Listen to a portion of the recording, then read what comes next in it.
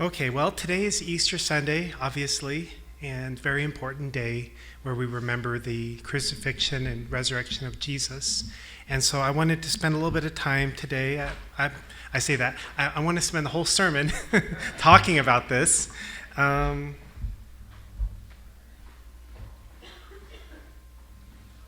this one work? No. Oh, whoops. Okay, good. And I want to just start off by reading some of the Bible verses around the last few days of Jesus' life. I obviously can't read the whole thing because there's a lot there, and especially if you combine all the different Gospels together, there's a lot. But I want to talk a little bit about the Passover, the Last Supper, and then after Jesus' crucifixion. And it's best to just read it. I think sometimes it's good to just go back to the source. It was just before the Passover festival. Jesus knew that the hour had come for him to leave this world and go to the Father. Having loved his own who were in the world, he loved them to the end. The evening meal was in progress, and the devil had already prompted Judas, the son of Simon Iscariot, to betray Jesus. Jesus knew that the Father had put all things under his power and that he had come from God and was returning to God. So he got up from the meal, took off his outer clothing, and wrapped a towel around his waist. After that, he poured water into a basin and began to wash his disciples' feet, drying them with the towel that was wrapped around him. When he had finished washing their feet, he put on his clothes and returned to his place. "Do you understand what I have done for you?" he asked them. "You call me teacher and Lord, and rightly so, for that is what I am. Now that I, your Lord and teacher, have washed your feet, you also should wash one another's feet. I have set you an example that you should do as I have done for you. Very truly I tell you, no servant is greater than his master, nor is a messenger greater than the one who sent him. Now that you know these things, you will be blessed if you do them." After he said this, Jesus was troubled in spirit and testified, "Very truly I tell you, one of you is going to betray me." His disciples stared at one another, at a loss to know which of them he meant. One of them, the disciples whom Jesus loved, was reclining next to him. Simon Peter motioned to this disciple and said, "Ask him which one he means." Leaning back against Jesus, he asked, "Lord, who is it?"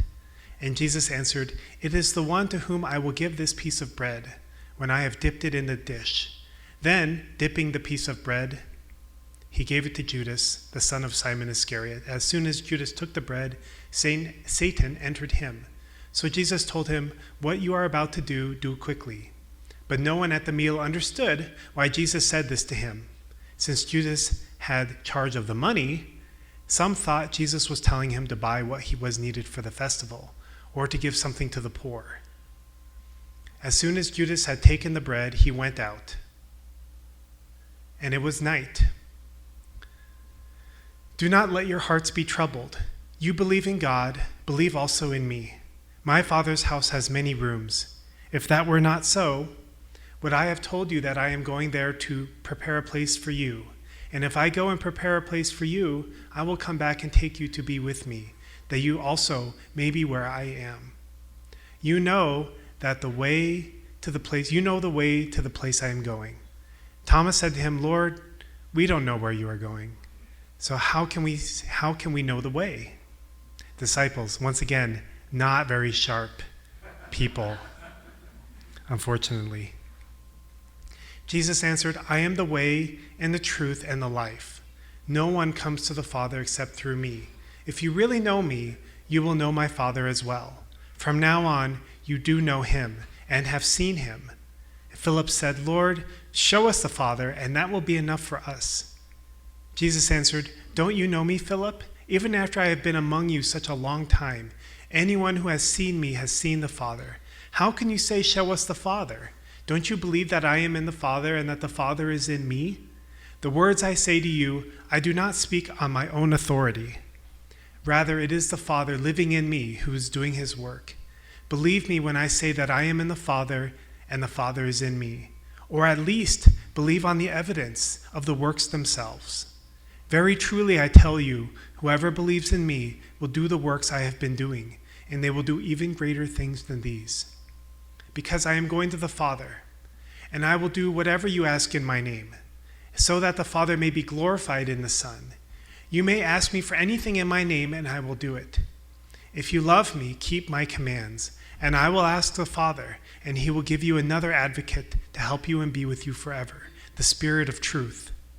I will not leave you as orphans. I will come to you. Before long, the world will not see me anymore, but you will see me. Because I live, you also will live. On that day, you will realize that I am in my Father, and you are in me, and I am in you. Whoever has my commands and keeps them is the one who loves me. The one who loves me will be loved by my Father, and I too will love them and show myself to them.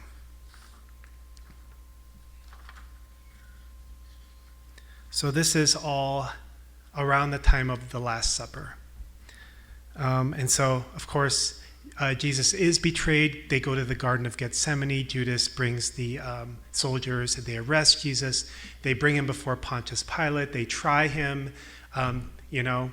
There's so many things that happen in the story that are maybe too much for a short message. But I find it to be very valuable every once in a while to go back and reread the Gospels, especially. I mean, there's a lot of great books in the Bible, but to reread the story of Jesus' life and just kind of remember where our root is, where we all come from, and what took place. It's very easy to simplify the story. So skipping forward after Jesus' crucifixion, after the Sabbath, at dawn on the first day of the week, Sunday, Easter Sunday, Mary Magdalene and the other Mary went to look at the tomb. There was a violent earthquake, for an angel of the Lord came down from heaven, and going to the tomb, rolled back the stone and sat on it. His appearance was like lightning, and his clothes were white as snow. The guards were so afraid of him that they shook and became like dead men. The angel said to the woman, "Do not be afraid, for I know that you are looking for Jesus, who was crucified. He is not here. He is risen, just as he said. Come and see the place where he lay, then go quickly and tell his disciples. He has risen from the dead and is going ahead of you into Galilee. Then you will see him. Now I have told you. There you will see him." So the women hurried away from the tomb, afraid yet filled with joy, and ran to tell his disciples. Suddenly Jesus met them. "Greetings," he said. They came to him, clasped his feet, and worshipped him. And Jesus said to them, "Do not be afraid. Go and tell my brothers to go to Galilee. There they will see me." Then the 11 disciples went to Galilee, to the mountain where Jesus had told them to go. When they saw him, they worshipped him, but some doubted. Then Jesus came to them and said, "All authority in heaven and on earth has been given to me. Therefore go and make disciples of all nations, baptizing them in the name of the Father and the Son and the Holy Spirit, and teaching them to obey everything I have commanded you. And surely I am with you always to the very end of the age." So it's so different, right? To read it, and each of the Gospels kind of offers different insights into Jesus' life, and some of them, individual ones, have things that the others don't have in them at all. But it's, I feel, so meaningful to reread and understand more deeply Jesus' life and the things that he said and the things that happened at that time. And I feel like these things happened 2,000 years ago, but the words don't feel like they're for the people of 2,000 years ago. I feel like they're words for us today. I feel like they're just as relevant to me now as they must have been to those people at that time. Through Jesus' life and his sacrifice, he made a new path for all of humanity to come closer to God. Through believing in him and through following Jesus' words and teachings, we could know God in a way that was just simply not possible before him. But he paid for that with his life. And it's something that is easy for us to take for granted. For us to even recognize that in this world, even people who don't believe in Jesus, we benefit from the life that he lived and the sacrifices that he made. One of the things that really sticks out to me about Jesus' life is that when he spoke, I really feel that Jesus was speaking to the future. Of course, he was dealing with the immediate circumstances that he was, his disciples, his mission, the circumstances that he was dealing with. And it seems very clear that that was not a small thing to Jesus. We can see here that one part where he let the disciples know about that he was going to get betrayed. He said, Jesus was troubled in spirit. And then also when he went to Gethsemane, which I didn't cover, but this is part from there. He went to the place called Gethsemane, and he said to his disciples, sit here while I go there and pray. And taking with him Peter and the two sons of Zebedee, he began to be sorrowful and troubled. Then he said to them, my soul is very sorrowful, even to death. Remain here and watch with me. And going a little further, he fell on his face and prayed, saying, Father, if it be possible, let this cup pass from me. Nevertheless, not as I will, but as you will. So I think it's fair to say that these were not small, trivial issues for Jesus. It wasn't like he was going through his life on the plan that God set him on, and, things just kind of went a certain way. It seems like Jesus really felt the impact of these circumstances. My soul is sorrowful even to death. You don't say something like that unless you actually feel that way. So Jesus was feeling very strongly all these emotions, and, we don't know. We don't know what Jesus was feeling. I wouldn't venture to say. But I think it's fair to say at least it was a big deal.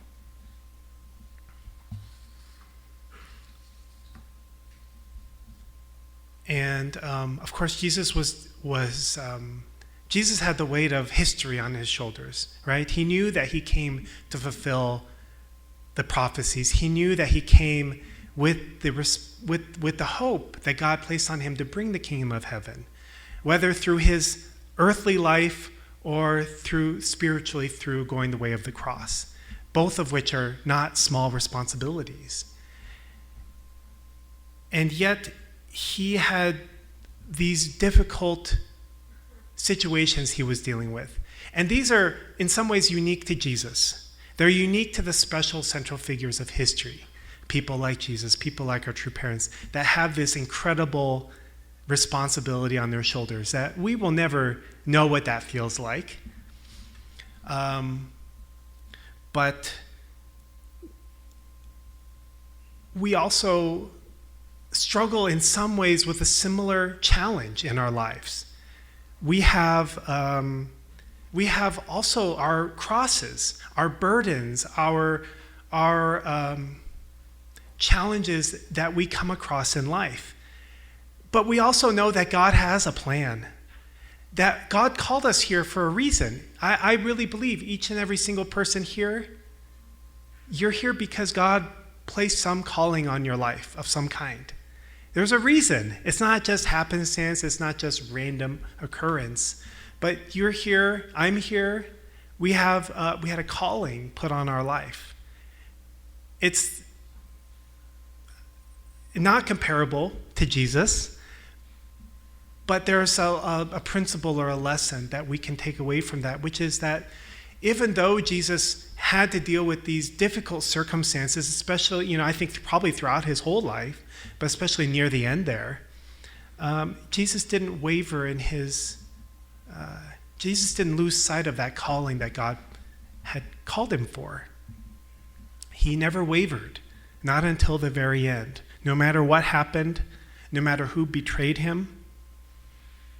And it sounds a little bit harsh, where Jesus said, if you're going to do it, just do it. Do it quickly. But I don't think Jesus hated Judas either.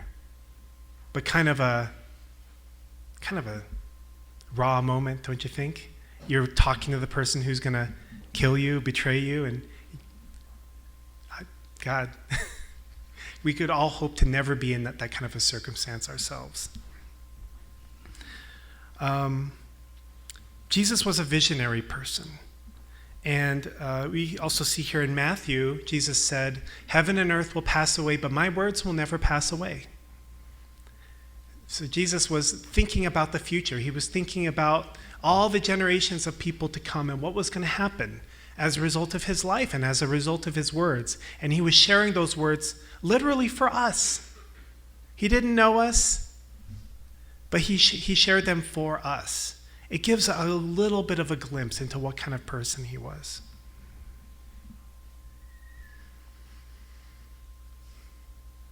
Jesus encouraged us to be like him, to walk in his footsteps. That when we see Jesus, when we know Jesus, we know God. So in our life, it can be very easy to become focused in on our immediate situation. There are things that we need to deal with. We know that. We need to make money. We need to have food to eat. We need to, get educated. We need to, I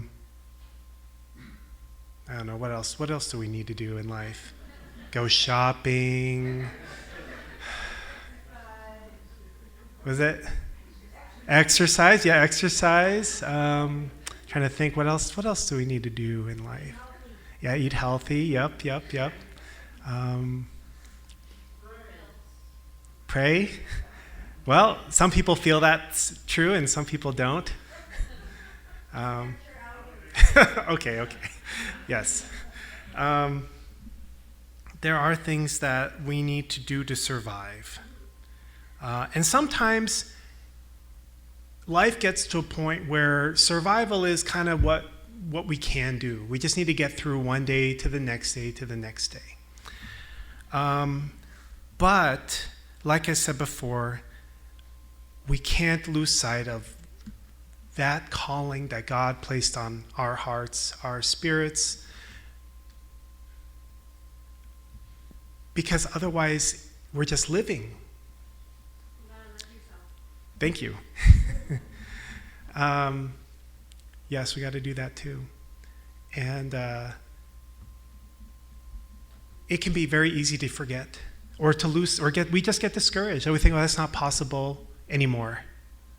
That ship has sailed. And I think that, Jesus probably maybe felt that way in some ways too. Like we know from the divine principle, from True Parents' teachings, that it wasn't Jesus' original, it wasn't God's hope. It wasn't God's plan that Jesus had to go the way of the cross. That was the alternate plan when Jesus' original mission, when it was clear that it just wasn't going to work out. And it would be easy for Jesus, who already put so much effort in and knew that so many people, the central figures of history, the people who came before him, laid that foundation. Jesus could accomplish his original mission. I would imagine that Jesus maybe wondered, could get discouraged. That ship has sailed, Why do I have to go to the cross? But Jesus fully embraced that at the Garden of Gethsemane and really put God's will as the main, number one priority.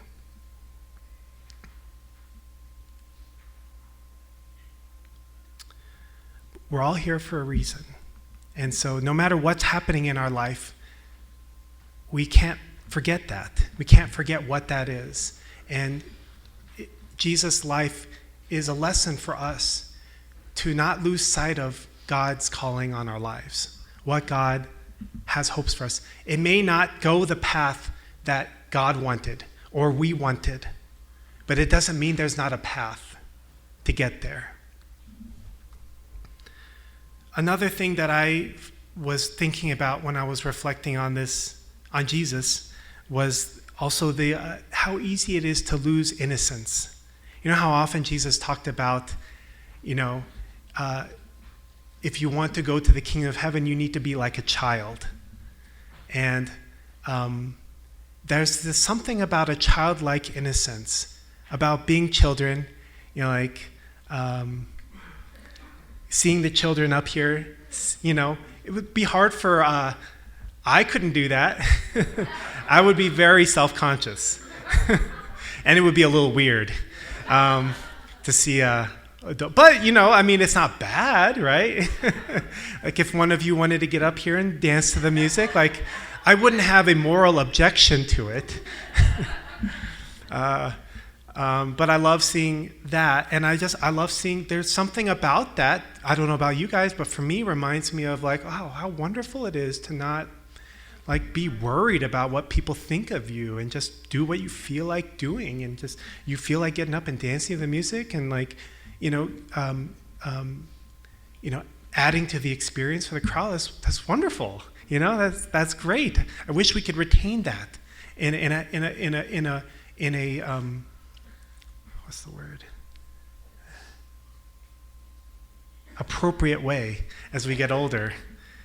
When we had Reverend Dunkley here, now it's almost been 2 weeks.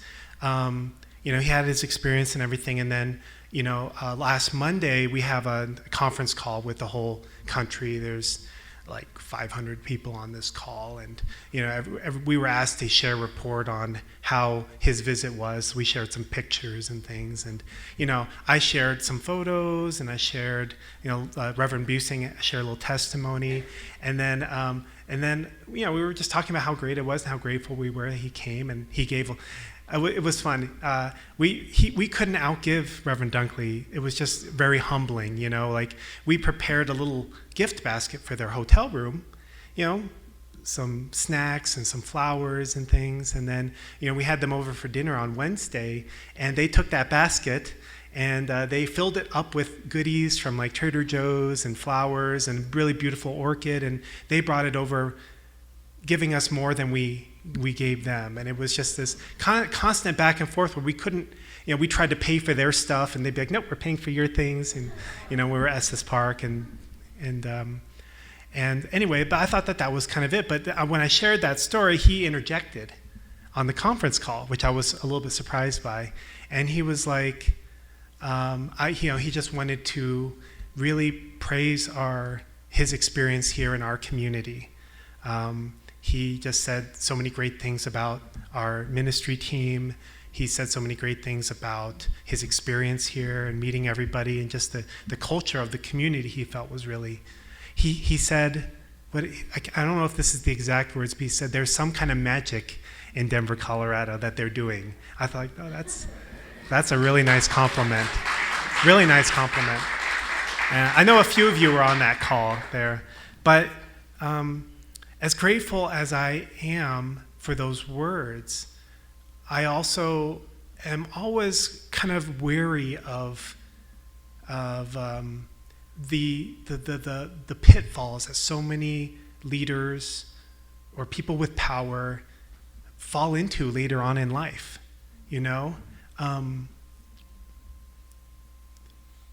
People let power get to their heads. They let money get to their heads. They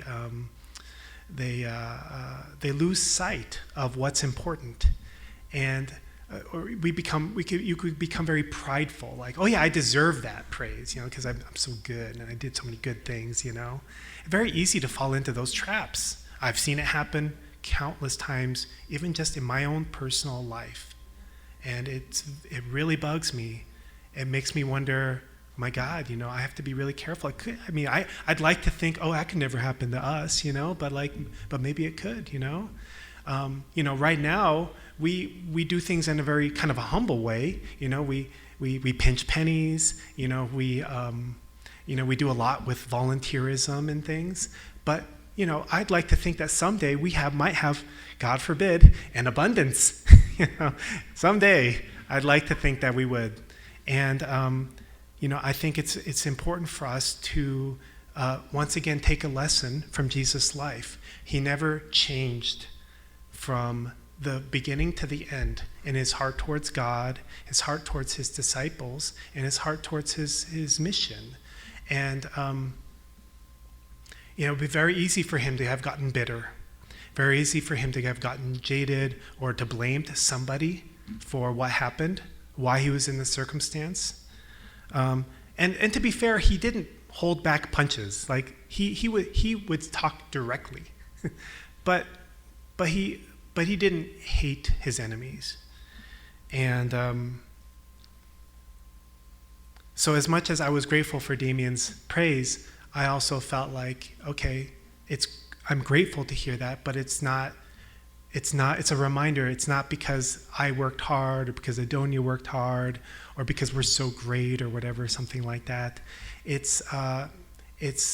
hope, what we want to see is God working through our sincere efforts.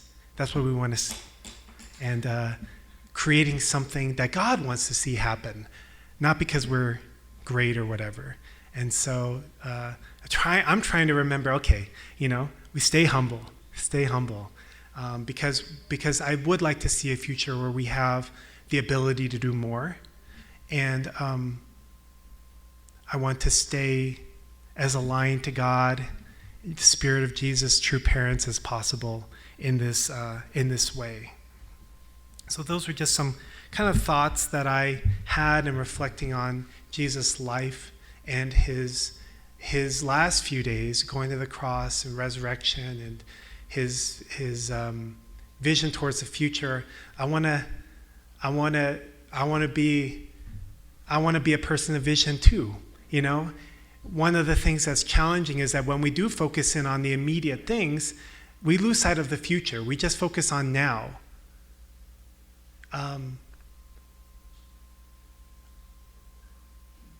But the things that we need to do now, they'll always be there. And we'll have missed the future because we were too focused on what had to happen now.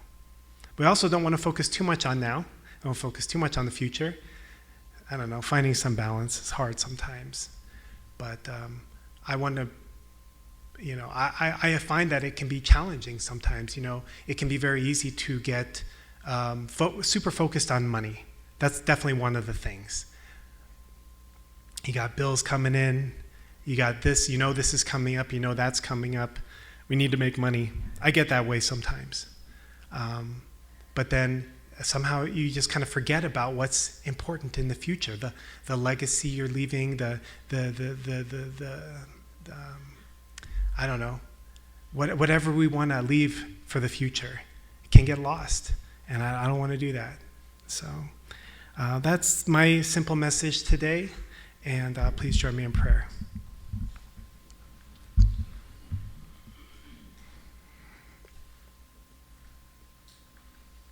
Dearest Heavenly Parent, good morning. Heavenly Parent, on this special Easter Sunday, I really pray that we all can really remember and bring closer to our hearts the life of Jesus, whose sacrifice we all stand upon. This world was forever changed because of the life of one person that you prepared, Heavenly Parent. And we can easily forget or take for granted, Heavenly Parent, that in his life, he had to make some hard decisions. And he went through some very difficult times, Heavenly Parent. And I really pray, Heavenly Parent, that as we go through similar challenges in our life, that we can remember Jesus, the sacrifices that he made, and how much we owe to him, how grateful,